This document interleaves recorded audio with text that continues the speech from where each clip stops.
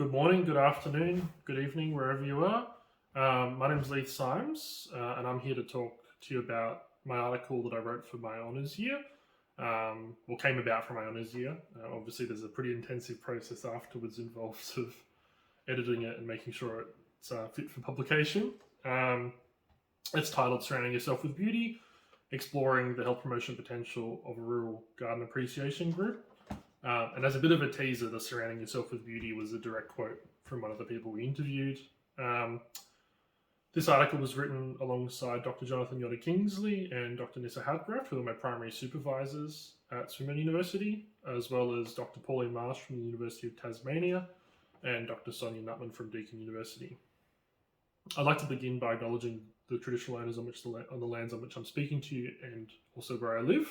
The Wurundjeri people from the Kulin Nation, and I pay my respects to elders past and present. When Yotti asked me to do this vlog, he suggested that I find a nice garden to speak to you from, but I've been a bit unfortunate with the weather for the past few days, so I'm sitting to you from the corner of my lounge room where my houseplants are, and I've squished them together a little bit to give the illusion that there's more of them than there actually are. So... How the article came about. So I guess I was aware of the group because I have friends and family who live in Colac, and the group kind of always stood out to me personally, just because I'd never heard of anything like that before. And the way the group operates is that it's a formalised association, and it operates under membership. People come together, and the primary motivations are to view gardens and properties. So it's called Champers, and what that stands for is the Colac. That's where it is in southwest Victoria. The Colac Horticulture and Marvellous Property Appreciation Society.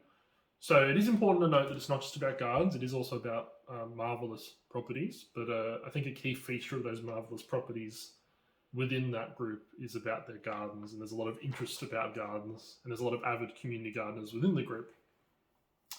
That was the first half of how this article came about. The second half, without getting too much detail, is about me trying to find a way to boost my university grades and deciding to honours year and wanting to come up with a project, but we won't go too much into detail about that side of things.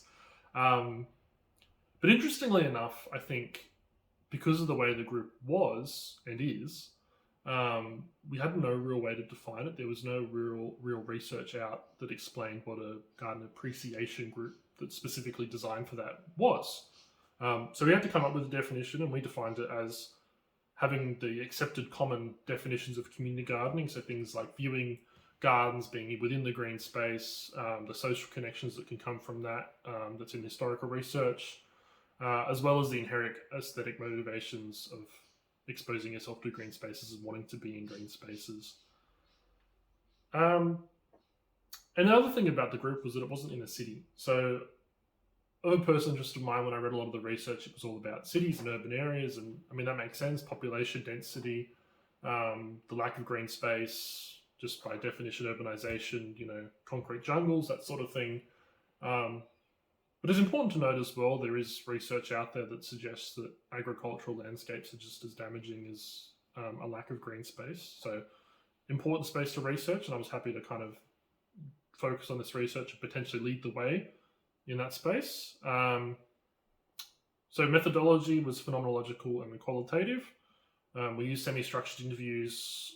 We had 11 participants that were recruited using purposive and snowball sampling. And we analysed the data using interpretive, reflexive, thematic analysis, so extracting the themes from the interviews that were common and what stood out to us. The main findings, I guess, stemmed from Champers benefits as mainly more of a social and community organisation, a place for people to make friends, meet new people. A lot of people were talked about, they were new to the area and they wanted to establish for themselves, so the group was an opportunity for them to do that. So although the gardening was there, it was less of a main theme and more of a sub-theme underneath that social and community participation. The members themselves did talk about their own gardens and their own gardening and what that did for them. Mentioning things like catharsis about getting their hands dirty and seeing things live or die, which is a quote, I believe.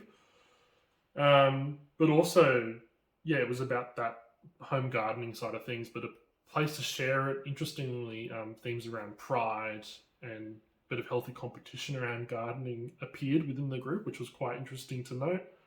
Um, our overall findings suggest that other groups like Champers could have health promoting benefits, especially in the context of rural areas. That it's something that's probably quite needed at the moment, finding ways to, encourage people to get outside, make friends, reduce things like loneliness, that sort of thing. But overall, naturally, as it's a novel area, we primarily encourage that there's further research to map any other similar organisations, and if they share those benefits across rural Australia. It was a great experience to do the research. I recently went to the group and provided a little presentation about the research, which was really fun. It was interesting to note that a theme that I didn't identify in the research that I identified when presenting it was a little bit of political motivation to advocate for more of those groups within the community, which was good to see. But yes, thank you for listening, and that's all.